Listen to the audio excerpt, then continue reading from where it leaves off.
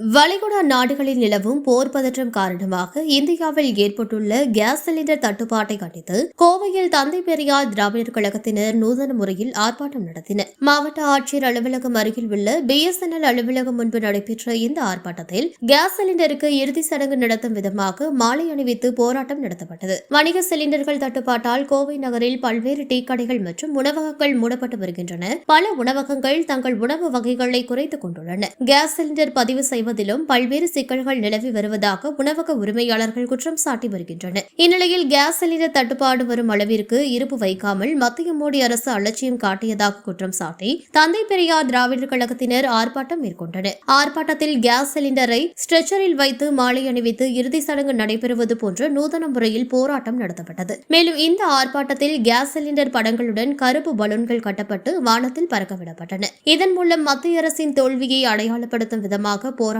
நடத்தப்பட்டது. இதுகுறித்து பேட்டியளித்த தந்தை பெரியார் திராவிடர் கழகத்தின் பொதுச் செயலாளர் ராமகிருஷ்ணன், அடுப்பு அணையும் நிலை மோடி ஆட்சியில் ஏற்பட்டுள்ளது. தற்போது நடைபெற்று வரும் வளைகுடா போரை மௌனமாக ஆதரித்து வருவதும் டிரம்புக்கு ஆதரவு அளித்ததும் காரணமாக எளிய மக்கள் எரிவாயு தட்டுப்பாடில் சிக்கி உள்ளனர் என்று தெரிவித்தார். பொருளாதார கொள்கை இல்லாத காரணத்தினாலும் அமெரிக்காவையும் இஸ்ரேலையும் ஆதரித்ததன் காரணமாகவும் இந்திய மக்கள் வதைப்படும் நிலை ஏற்பட்டுள்ளது. மத்திய அரசு உடனடியாக இந்த பிரச்சினைக்கு தீர்வு காண வேண்டும் என்று அவர் மேலும் தெரிவித்தார். ஆர்ப்பாட்டத்தில் தந்தை பெரியார் திராவிட கழக உறுப்பினர் அதிக எண்ணிக்கையில் பங்கேற்று மத்திய அரசுக்கு எதிராக கோஷங்கள் எழுப்பினர். கேஸ் சிலிண்டர் விலை உயர்வு மற்றும் தட்டுப்பாடு குறித்து உடனடியாக நடவடிக்கை எடுக்க வேண்டும் என்று கோரிக்கை விடுத்தனர்.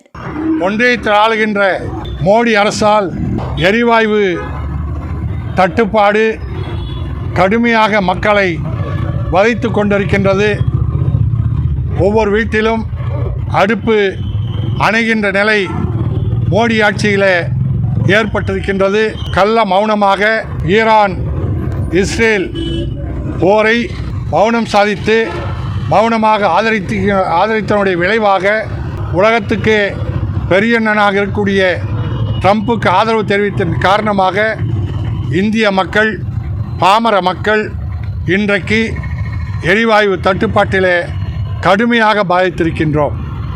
இது மோடி அரசுக்கு கையாளாக தனத்தால் திட்டமிட்ட பொருளாதார கொள்கை இல்லாத காரணத்தால் இஸ்ரேல் ஈரான் போரிலே இஸ்ரேலையும் ட்ரம்பையும் ஆதரித்தனுடைய விளைவாக இந்திய மக்களும் சேர்ந்து வதைபடுகின்ற நிலை ஏற்பட்டிருக்கின்றது.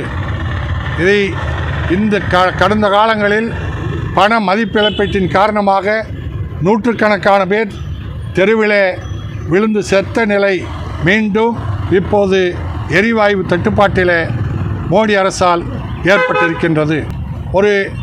தன்னை ஒரு 56 இன்ச் காவலாளியாக சவுதியார் என்றெல்லாம் சொல்லிக்கொண்டு ஒரு வாட்ச்மேனைப் போல இந்தியாவை வல்லரசாக மாற்றியிடம் சொல்லிவிட்டு இந்திய எல்லைக்குள்ளே வந்து ஈரான் கப்பல் மீது அமெரிக்க ஏவுகணை தாக்குதல் நடத்தக்கூடிய அளவுக்கு இந்திய கடல் எல்லைகள் பாதுகாப்பற்ற நிலை ஏற்பட்டிருக்கின்றது. அதிலும் குறிப்பாக இலங்கைக்கு அருகில் இருக்கக்கூடிய தமிழ்நாட்டு எல்லையில் வந்து அந்த ஈரான் கப்பல் தாக்கப்பட்டிருக்கின்றது. அது அப்போதும் கூட மோடி அரசு வாய் திறக்காத நிலைதான் நீடித்து கொண்டிருக்கின்றது.